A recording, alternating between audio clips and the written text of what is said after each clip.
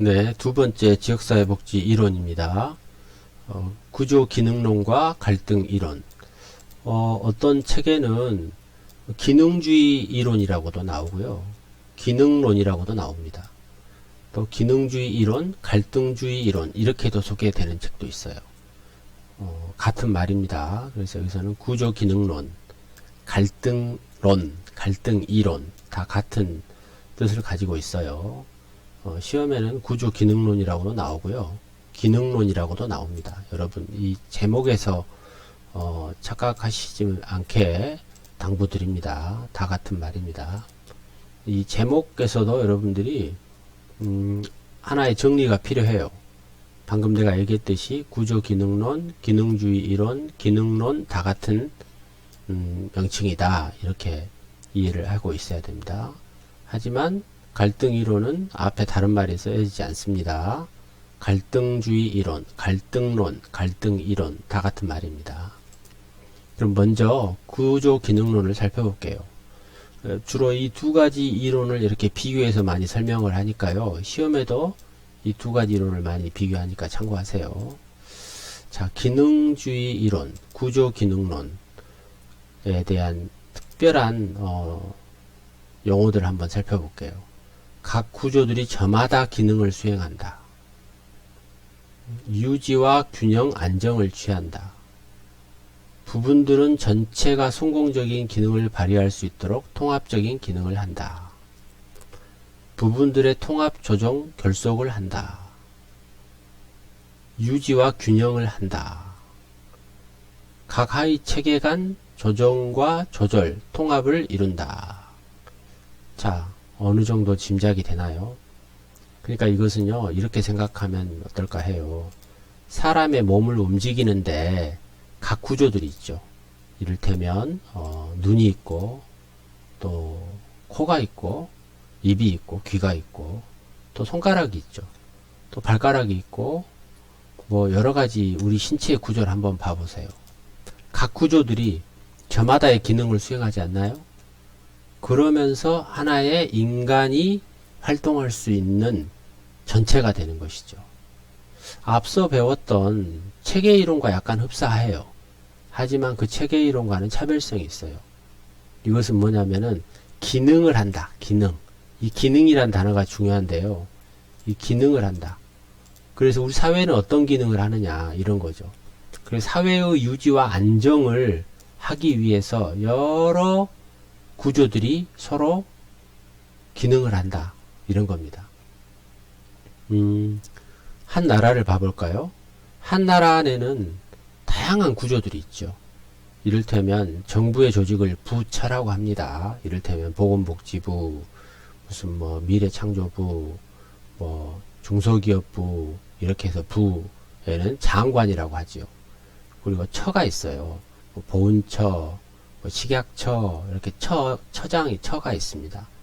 그래서 장관, 처장 이렇게 얘기를 하는데 그런 부처, 정부의 부처가 각 구조들이 저마다 기능을 수행하면서 하나의 대한민국을 이루는 것입니다. 그러면 중앙정부만 그러느냐? 우리 조그만한 사회에서도 우리 학교 사회를 한번 봐볼까요? 이 학교 안에도 보면은 다양한 구조가 있습니다. 이를테면 뭐 대학만 보더라도 뭐 수없이 많은 단과대학이 있습니다. 이를테면 우리 행정복지학부에도 보면 법사회대 안에는 법학과도 있고 정치학과도 있고 행정복지학부도 있고 신문방송학과도 있습니다. 그렇게 해서 모든 구조들이 저마다 기능을 수행해서 하나의 큰 어떤 기능을 수행하는 하나의 체계가 된다는 그런 얘기입니다. 그래서 부분들은 전체가 성공적인 기능을 발휘할 수 있도록 통합적인 기능을 한다는 것입니다. 그래서 제도, 역할, 규범과 같은 한 사회 요소들은 어떤 목적을 가지고 그 사회에서 장기적인 존속에 반드시 필요하다는 전제에서 출발을 한다는 것입니다. 그래서 우리 사회를 보더라도 균형 상태를 항상 유지하는 그런 경향이 있는데요. 그것은 어떤 부분들이 통합하고 조정한다는 것을 나타냈기 때문입니다. 만약에 어떤 한 부분이 문제가 있으면은 그 전체가 문제가 되겠죠. 아까 제가 이 기능주의 이론을 설명하면서 인간의 몸을 한번 예를 들었잖아요. 우리 몸 중에 뭐 하나만 기능이 안 된다고 생각을 해보세요. 여러분 손가락 하나만 다쳐지면 어떻게 됩니까? 발가락의 기능이 하나가 없으면 걸음을 걷질 못합니다. 그 발바닥도 얼마나 중요합니까? 이 집 땅에 있는 지면을 밟아서 이렇게 튕겨 주어야만이 정상적인 걸음을 걸을 수가 있죠. 근데 우리가 아이가 태어나서 걸음마 걸을 때까지 얼마나 많은 그 실패와 좌절을 경험합니까? 그러면서 우리는 경험을 하면서 이렇게 하면 실패하는구나. 이렇게 하면 성공하는구나. 이렇게 하면 가능성이 있구나. 라는 걸 반복에 또 반복을 거쳐서 새로운 것을 만들어서 우리 신체의 기능을 움직이듯이 우리 사회도 그런 것들을 기능할 수 있다. 이렇게 보는 것입니다. 그래서 이 지역사회, 우리 이걸 배우는 이유가 지역사회 복지론이라잖아요. 그래서 지역사회 복지는 하나의 지역사회는 하나의 균형 상태를 향해 움직이려고 해요. 어디나. 그걸 일부러 우리끼리 스스로 균형 상태가 아닌 어떤 그 파행된 상태를 가려고 하진 않잖아요. 그러려면은 다양한 조직들이 무난하게 서로 통합하고 조정하고 서로 안정을 취하고 서로 균형을 유지하려고 하는 그런 습성을 가지고 있어요. 그래서 이런 이론들은 어느 한 부분이 일탈해 있잖아요. 그러면 전체 사회가 어려움이 발생하게 되는 것입니다. 어느 한 부분이 기능을 잘 하지 못하면 어느 구조가 기능을 잘 하지 못하면 전체가 문제가 되는 것입니다. 그래서 앞선 체계 이론에서 더 확대된 이론이다. 이렇게 볼 수가 있습니다. 네, 그래서 이 이론은 지역사회복지 실천에 어떻게 적용을 해야 되느냐. 그래서 문제 원인이 어떤 개인이나 가족에 있는 것이 아니고 그 사회 전체에도 있을 수 있다. 이렇게 보는 것입니다. 또는 그 문제가 개인이나 가족이 있다면 그것은 그 개인과 가족의 문제가 아니다. 그것은 우리 사회 전체의 문제다. 이렇게 보는 것입니다. 제가 장애인 복지에 대해서 가끔 예를 드는데요. 실제로 장애인 중에는 선천적 장애인보다 후천적 장애가 더 많습니다. 그것은 무슨 얘기입니까? 건강한 사람도 언젠가는 예기치 않는 사건, 사고에 의해서 장애를 가질 수 있다라는 거예요. 그러면 그 장애를 가질 수 있는 환경을 계속 만들어 놓는다는 것은 어떤 그 개인의 문제인가요? 아니죠. 그건 그 지역사회의 문제죠. 그리고 장애를 어쩔 수 없이 가지게 됐어요. 어쩔 수 없이 여러분이 이상한 병에 걸리게 됐어요.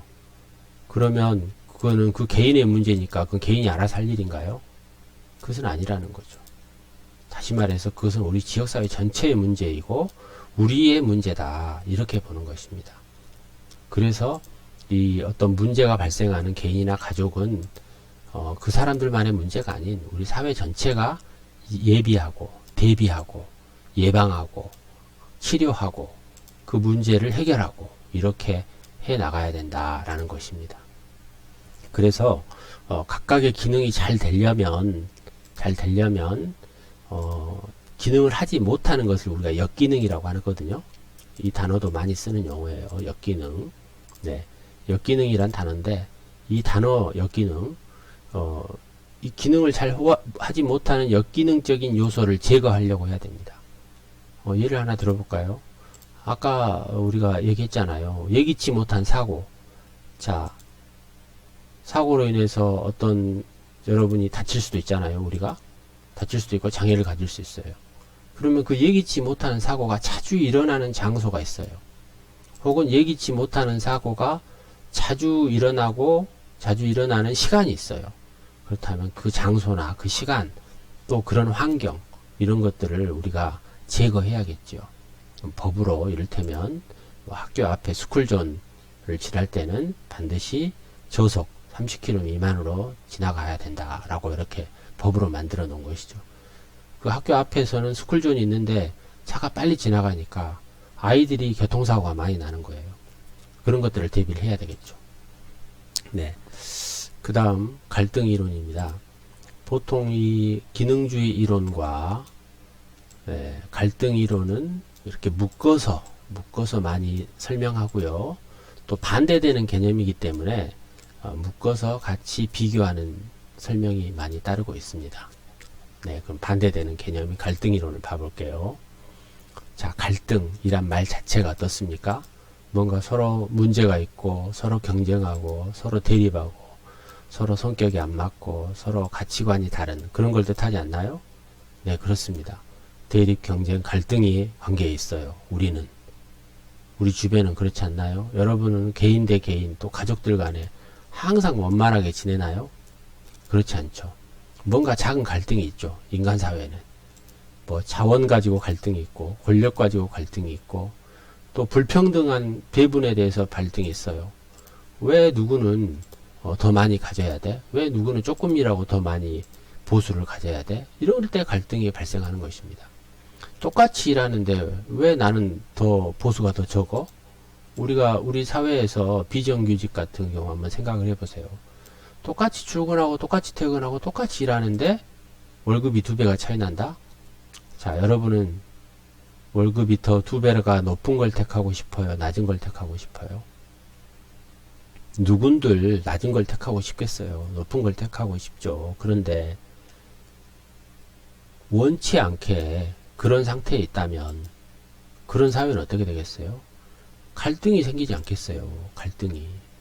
그렇다면 이런 갈등을 해결해야 된다는 것이죠. 그래서 인류는 끊임없는 갈등을 통해서 발전을 했다. 이렇게 보는 것입니다. 이 이론은. 갈등이 돼요. 자, 어느 시대에 이런 완벽한 제도를 만들었어요. 그래서 이제는 갈등이 없을 것이다 라고 생각을 했어요. 그런데 시간이 지나니까 이 끝부분이 문제가 생기는 거예요. 이 끝부분이. 그래서 조금씩 문제가 되는 거죠. 왜? 여러 환경적인 영향이기 때문에 이 조그만한 부분이 맞지 않아요. 가치관이 다르고 또 시대적으로 다르고 사람들의 어떤 생각이 다르기 때문에 그래서 그거를 해결하기 위해서 또 다른 이만한 또 정책을 또 만듭니다. 이 정도면 완벽해 라고 생각했어요. 아까 문제 있는 것을 봉합했어요. 그런데 또 이제 여기서 문제가 발생하는 거예요. 끊임없는 갈등과 또 문제가 있어요. 우리도 좀 봐줘. 왜 너희들만 잘 살아? 우리도 그만큼 해줘야지 라고 계속 끊임없는 갈등을 유발되고 있어요. 자, 그러면 어떻게 됩니까? 또 이거를 봉합해서 사회 문제를 해결하기 위해서 하나의 또 새로운 정책을 또 하나 딱 만들면 이 정도면 완벽해 라고 또 만들었겠죠. 그런데 또 이제 여기서 발생하는 거예요. 이런 과정을 인류는 수천 년, 수만 년을 겪으면서 하나의 정치, 하나의 제도, 하나의 사회 현상 이런 것들을 만들어 왔던 것입니다. 그래서 오늘날까지 인류가 이렇게 왔던 것은 이런 갈등이 하나의 원동력이다. 이렇게 보는 이론입니다. 그래서 갈등은 지역사회 변화의 원인이다. 오히려 이게 나쁜 게 아니다. 원인이다. 혹시나 아까 내가 비정규직 얘기했잖아요. 그리고 같은 일을 하는데 열악한 상황에 있다. 그렇다면 여러분은 갈등을 가만히 있어야 됩니까? 아니면 갈등을 일으켜야 됩니까? 갈등을 일으킬 수도 있잖아요. 그래서 갈등을 일으키는 것이 오히려 사회 발전이 되고 복지 증진에 이바지하게 된다는 그런 관점이 되는 것입니다. 갈등을 일으킨다는 말 자체가 긍정적이다, 부정적이다? 네, 갈등은 필요합니다. 인간 사회에서 어느 정도의 갈등은 하나의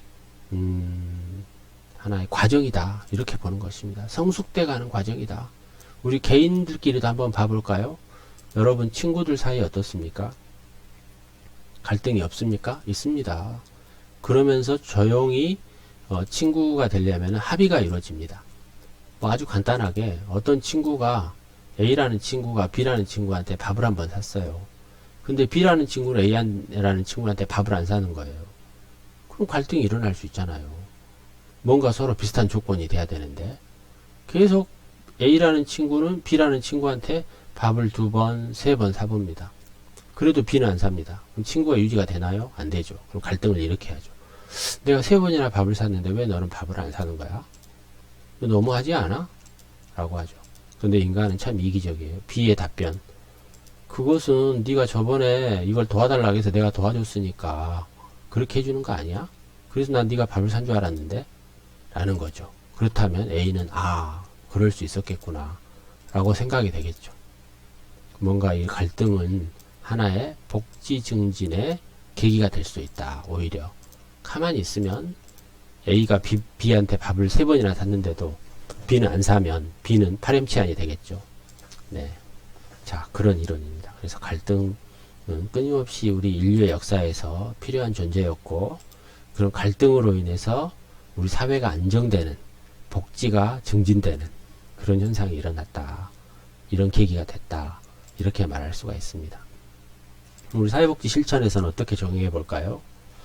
네, 모든 사회가, 모든 국가와 모든 지역사회는 갈등, 긴장, 논쟁이 존재하는데, 이 갈등과 긴장은 지역사회에 지속되는 균형적인 변화를 가져올 수도 있다. 이렇게 봐야 됩니다. 그래서 갈등은 반드시 부정적인 것이 아니고 변화를 이끄는 원동력이 될 수 있다.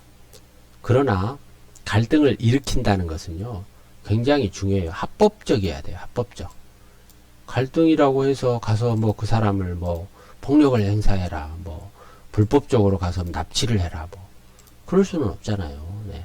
합법적인 갈등을 활용하는 그런 방법이 있어요. 이를테면 사회행동이라던가, 또 신고한 시위 활동이라던가, 또 정치 지지 활동이라던가, 시민 활동이라던가, 이런 것들을 통해서 정치인들에게 영향을 미치고, 또 정치적인 갈등을 통해서 새로운 정책과 제도를 만드는데 기여할 수도 있는 거예요. 이 갈등 이론에 의하면.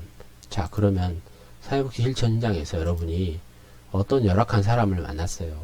그 사람을 돕기 위해서 이런 갈등을 합법적으로 일으킬 수 있다. 이렇게 보는 것입니다. 합법적으로. 그래서 그러한 문제를 해결하는 데 도움이 될 수도 있다. 이렇게 보는 것입니다. 자, 구조기능 이론과 갈등 이론 살펴봤습니다.